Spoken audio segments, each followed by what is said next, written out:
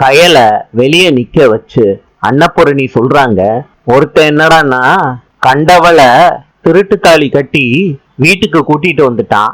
இப்ப இன்னொருத்தி எவளையோ ஒருத்தனை திருட்டுத்தனமா கல்யாணம் பண்ணி கூட்டிட்டு வந்துட்டா. பொட்ட கழுதைக்கு எவ்வளவு நெஞ்செழுத்தம் இருக்கும், இவளை அடிச்சு விரட்டுங்கடா. கயல் சொல்றாங்க, அப்பத்தா நான் சொல்றத கேளுங்க அப்பத்தா.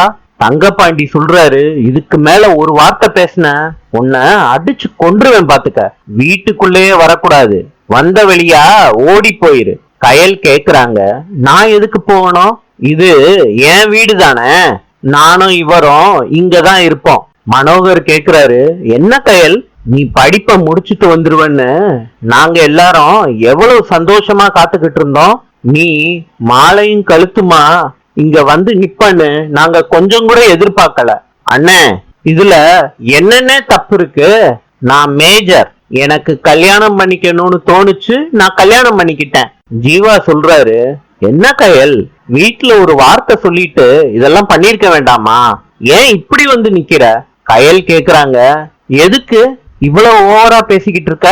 நீ மாத்திரம் ஒரு பொண்ண தாலி கட்டி கூட்டிட்டு வரலாம், நான் எனக்கு பிடிச்சவனை கல்யாணம் பண்ணி கூட்டிட்டு வரக்கூடாதா?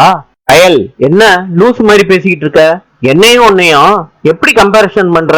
ஆமாண்ணே, நான் கம்பேர் பண்ணக்கூடாதுதான். உன்னைய மாதிரி அரியர்லாம் நான் வைக்கல, எக்ஸாம் எல்லாத்தையும் கிளியர் பண்ணிட்டு வந்திருக்கேன். ஐ am eligible to get married. ஜீவாவுக்கு கயல் பேசின உடனே கோவம் வந்துருது. என்னடி பேசிக்கிட்டு இருக்கன்னு வேகமா வர்றாரு, வந்து கேக்குறாரு, விட்டா ஓவரா பேசுவடி நீ. மீனாட்சி சொல்றாங்க, என்ன ஜீவா என்ன பண்ற நீ? வா வான்னு சொல்லி கைய பிடிச்சு இழுக்கிறாங்க மீனாட்சி ஜீவாவை. நாளை சந்திப்போம்.